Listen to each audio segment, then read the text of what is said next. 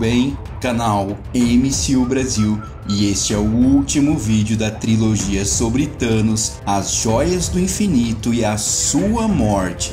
Uma dica: não feche este vídeo, assista até o final, pois ele subverte quase tudo o que você imaginava sobre o final de Guerra Infinita. É novo por aqui? Se inscreva, ative as notificações e seja muito bem-vindo. Já é inscrito? Então se liga, porque esse é mais um vídeo com selo de qualidade raiz MCU Brasil. Um conteúdo exclusivo e original que você já sabe, só encontra por aqui. Então, bora!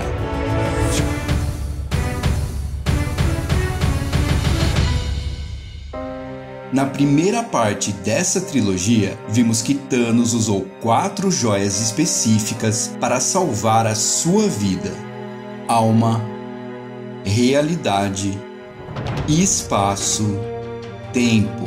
Foi com elas que ele construiu seu mundo perfeito após conquistar o seu objetivo. E é através das joias do infinito que ele pode ter se tornado um ser totalmente dependente de seus poderes. Este seria o preço pela sua conquista. E quando sua derrota vier, as joias serão separadas novamente, cada qual com um novo portador.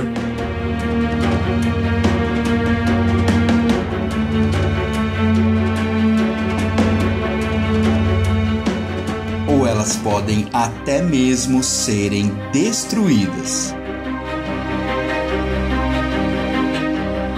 Seja qual for o destino delas, só uma coisa é concreta: Thanos ficará ainda mais insano após a sua derrota, pois o seu desejo de equilíbrio universal deverá ser desfeito de alguma forma. Sabemos que há um time de peso que enfrentará Thanos em busca de vingança. E se não bastasse, os Vingadores ainda vão ter em sua companhia a heroína mais poderosa do universo. Todo mundo está prevendo um verdadeiro massacre de Thanos, e não é tão errado pensar assim. Mas a derrota de Thanos também vai ter um preço alto para os nossos heróis. E mesmo que vários deles venham a sucumbir perante ele, tem um personagem que pode impedir que sua morte venha através dos próprios Vingadores. E este personagem é ninguém menos que Doutor Estranho. Ele avançou no tempo e descobriu que haveria apenas uma chance de Thanos ser derrotado. Como isso irá acontecer, nós não vamos discutir aqui, mas sim o que acontece com Thanos após a sua derrota. E ser derrotado é algo bem diferente de ser morto, né? E é pensando numa provável ligação com as entidades cósmicas que Doutor Estranho pode ser o cara que vai salvar a vida de Thanos. Você não tá entendendo, né? Então, saca só.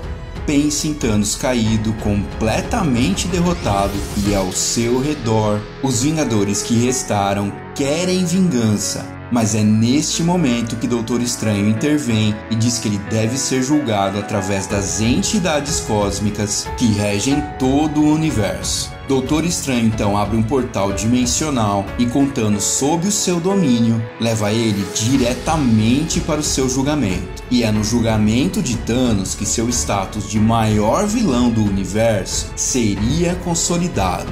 Mas você se pergunta qual o real motivo desse julgamento? O motivo é a escala universal de seu desejo em Guerra Infinita. Lembre-se, o mundo ideal e utópico de Thanos não passa apenas pelas almas da Terra, e sim por um universo repleto de planetas e civilizações que também tiveram metade de sua população dizimada. É por isso que este julgamento, a cada dia que passa, se torna mais evidente para mim. E é nele que reside o verdadeiro destino de Thanos. Nos quadrinhos, a Entidade Morte nasceu junto com o próprio universo e as outras entidades cósmicas, logo após a criação. símbolo de decadência, destruição, catástrofe e extinção, ela não possui uma forma física única, mas como sabemos, se manifesta geralmente como um esqueleto humano e por vezes como uma bela mulher, que ficou conhecida como a Senhora Morte. Sua primeira aparição aconteceu na revista do Capitão Marvel, número 26, de 1968. E apesar de algumas vezes ser parceira de Galactus, dar poder para personagens como Hela e Mephisto, além de ter um certo fascínio pelo Deadpool, foi com outro personagem que sua ligação foi mais forte. Bastou uma aparição a Thanos para que ele se apaixonasse por ela, e assim ficou disposto a tudo em troca do seu amor. A Morte só poderia amá-lo depois que ele destruísse metade do universo, pois este era o desejo da Morte, e assim ele o fez após reunir todas as joias do infinito. Mas Thanos, em sua arrogância, se tornou um verdadeiro deus fora de controle. E então a Morte o atacou, o traindo. Isso fez com que ele ficasse mais insano ainda, e foi a sua prepotência que ditou a sua derrota na Saga do Infinito. Mas isso foi nos quadrinhos. Vários anos se passaram, vieram os filmes introduzindo os personagens um a um, que culminou no grande sonho de todo fã da Marvel, os Vingadores. E logo na cena pós-créditos, temos o primeiro vislumbre de Thanos. Humanos, eles não são ratos covardes como nos prometeram. Eles resistiram. Eles são indisciplinados e não podem ser governados. Desafiá-los é flertar com a morte.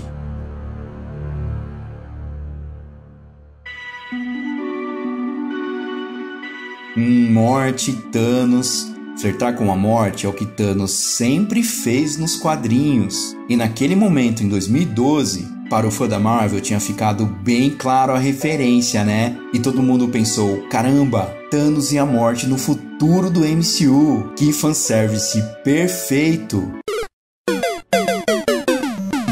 Mas o tempo passou e agora a gente se pergunta, o que mudou de lá pra cá que fez com que a Marvel Studios mudasse a provável ligação de Thanos com a morte nos filmes seguintes? Eu já respondo isso daqui a pouquinho, mas antes, a gente precisa relembrar o que a Marvel Comics preparou para Thanos nas HQs.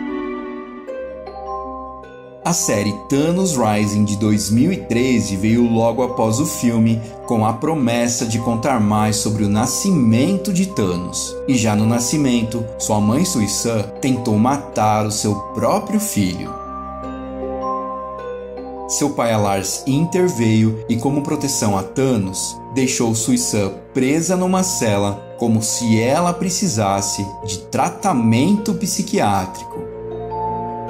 Thanos cresceu. Com o tempo, ele se tornou mais sociável com os outros Eternos e chamou a atenção de uma garota. Ela começou a fazer parte de sua vida cada vez mais, iniciando ele numa jornada incrivelmente sombria. Soterrado numa caverna com outros amigos, foi o único capaz de sobreviver aos lagartos de Titã. E depois, se sentindo culpado, voltou até a caverna para matar todos eles. Era a primeira demonstração de sua ira, em plena juventude.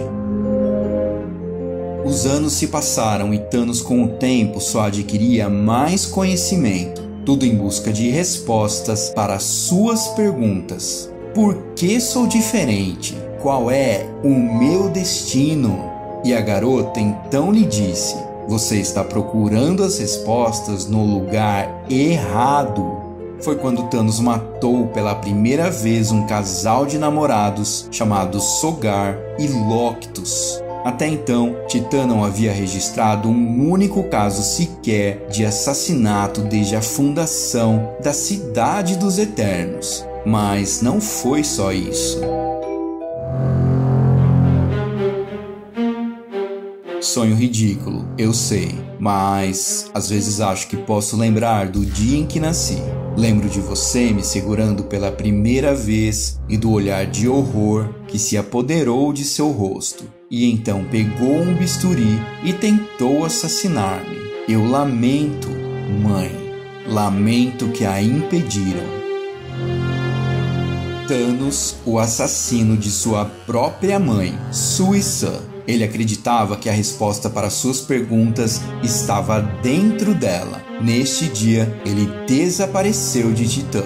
Viajou ao extremo da galáxia, lugar sem lei, sem luxo, e em cada mundo que visitava, conhecia seres que nunca imaginava existir, conquistava planetas e deixava vários filhos e famílias por esses caminhos. Até que um dia ele resolve voltar para Titã, visitar o túmulo de sua mãe. Pois mesmo com sua rotina sanguinária e vitoriosa, a morte dela nunca tinha saído de sua cabeça. E em frente ao túmulo de sua mãe, aquela garota da infância estava à sua espera. Já adulta e muito bela, Thanos desabafa e diz que somente ela o entende. E depois de prometer que faria tudo por ela, ao seu pedido, vai atrás de toda a família que havia deixado para trás no universo e acaba matando todos eles, um por um, filho atrás de filho. Após inúmeras mortes, totalmente impaciente, Thanos pergunta quando que suas mortes serão suficientes para ter o amor da bela mulher. No que ela diz, será o suficiente uma vez que não esteja interessado em fazer essa pergunta,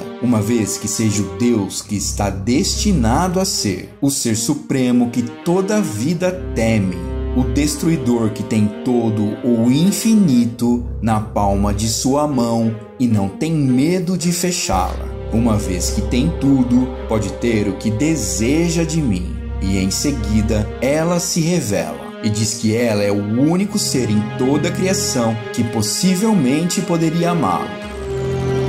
A série Rising continua com Thanos indo para Titã, desferindo todas as armas possíveis contra o seu planeta natal e depois tendo um encontro cara a cara com o seu pai. Se você tá a fim de ler e quer saber como termina, eu recomendo Thanos Rising de 2013. Não vamos adiante na história, porque já chegamos no ponto que a gente queria.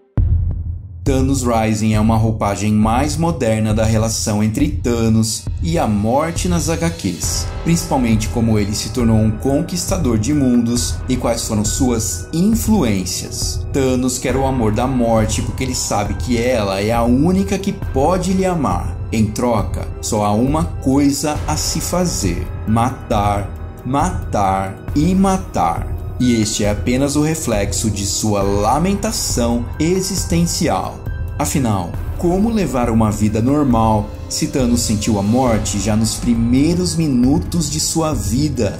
Sui-San iria matá-lo, e a partir daquele momento, no primeiro minuto de sua vida, a morte passou a fazer parte de sua existência e passou a observá-lo como uma poderosa ferramenta.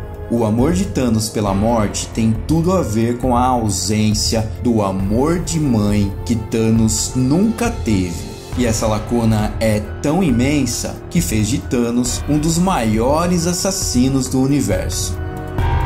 E agora, a pergunta principal é: qual o motivo dessa adaptação, por mais moderna que seja, não ter acontecido nos filmes? Você pode chamar de bom senso. Afinal, explicar para as massas que a morte é uma entidade que está ao lado de Thanos talvez não cairia muito bem, né? E para Thanos se tornar o sucesso que ele é hoje após Guerra Infinita, suas motivações precisavam ser reais. As mesmas motivações reais que sempre nortearam as histórias do MCU. E para isso, a Marvel precisou tornar o plano de Thanos também real.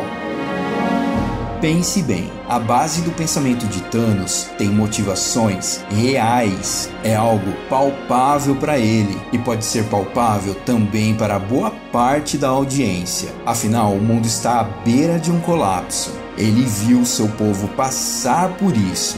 Ele sabe o que vai acontecer no futuro. Mas o seu maior problema reside num fator: como conseguir este equilíbrio, como resolver essa equação, como salvar o mundo de uma vez só. Ele sabia que haveria apenas um jeito. Seria através das joias do infinito e com uma simples resolução. E é nesta resolução que ela se encontra. E é agora que a sua percepção do final de Guerra Infinita pode mudar completamente. Porque levemente, sutilmente, aleatoriamente, ela foi levando um por um. Sim, todos nós vimos a entidade morte em Guerra Infinita.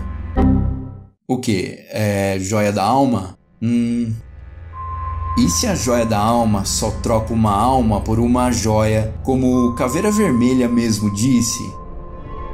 Mas essa não é a morte que eu conheço dos quadrinhos. Não, não é. Essa é a liberdade poética que a Marvel Studios possui para fazer algo tão sutil se tornar algo grande em Vingadores 4. Então, todos morreram de verdade? Sim, aceita que dói menos. Todos morreram. Mas se eles não estão dentro da joia da alma, para onde eles foram? Provavelmente para um lugar chamado o Reino da Morte, uma dimensão normalmente inacessível aos seres vivos. Mas se todos eles morreram, como eles vão voltar à vida? Lembre-se que existe um herói que também morreu, mas que possui um grande diferencial. Ele transita entre o mundo real e o mundo espiritual quando bem entender, e ainda possui poderes que vão além das dimensões. E é através de Doutor Estranho que eles vão sair do Reino da Morte. Apesar de Pantera Negra também transitar entre os mortos, lembre-se que ele faz isso somente através da erva coração.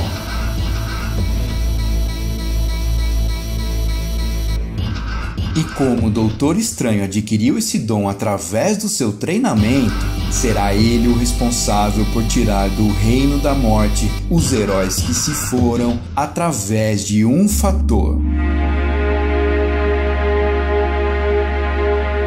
a escuridão do conduto divino, a magia negra.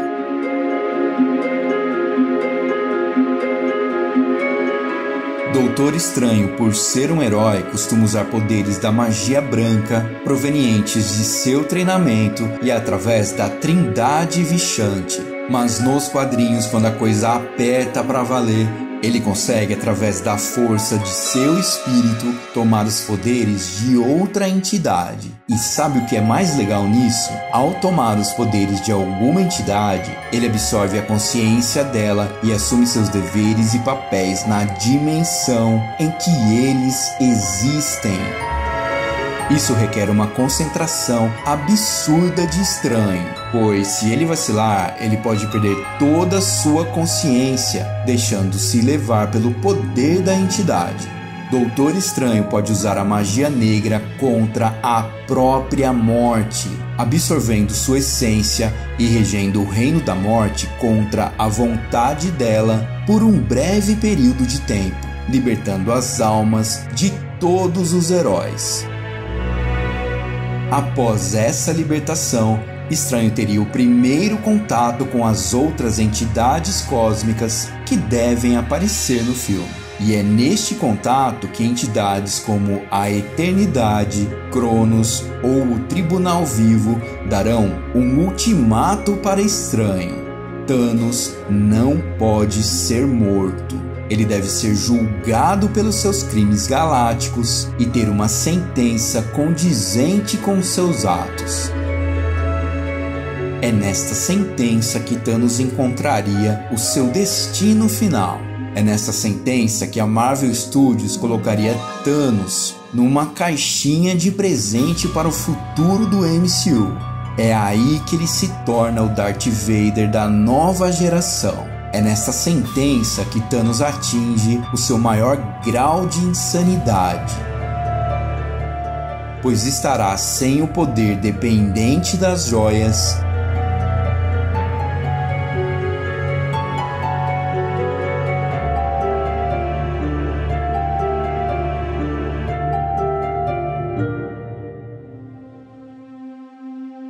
e ainda em companhia dela. O que na verdade ele sempre desejou, mesmo sem ter essa consciência, pois o seu plano de equilíbrio, desde o início, sempre passava por um fator: a morte. O equilíbrio através da morte. E a reunião das joias do infinito, no fim das contas, era apenas uma ferramenta, a mais ideal de todas para que a morte entrasse em ação. E o Tribunal Vivo, que tem como função principal proteger o universo de desequilíbrios, deve dar a Thanos o mesmo destino que ele deu à metade do universo, o Reino da Morte. E assim, Thanos vai ter o prazer de sentir como é ser levado por ela. Uma vez preso no Reino da Morte e sentindo pela primeira vez a presença dela, só consigo imaginar uma coisa. Enfim, Thanos pode iniciar a sua relação de amor com ela. E este seria talvez o maior fanservice de todo o MCU, mesmo sendo de uma maneira não tão explícita como nos quadrinhos. A Marvel estaria colocando Thanos num pedestal e o guardando para um futuro bem distante, onde a própria morte seria responsável por trazer ele de volta à vida, como nos quadrinhos. Este seria um desfecho inacreditável para Vingadores 4, prometendo ser tão ou mais polêmico do que o próprio final de Guerra Infinita. E além disso, podem dar às joias do infinito uma nova compreensão. Juntas foram responsáveis pela criação, mas logo em seguida foram separadas no universo. Isso pode ser uma deixa que não captamos até agora. Elas não podem, em hipótese alguma, serem reunidas novamente.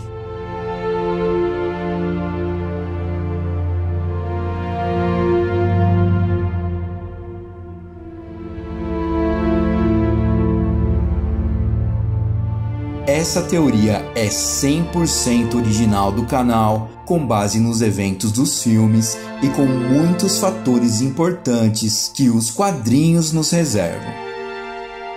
Com o tempo eu passei a acreditar mais na hipótese de apenas Gamora estar presa dentro da Joia da Alma.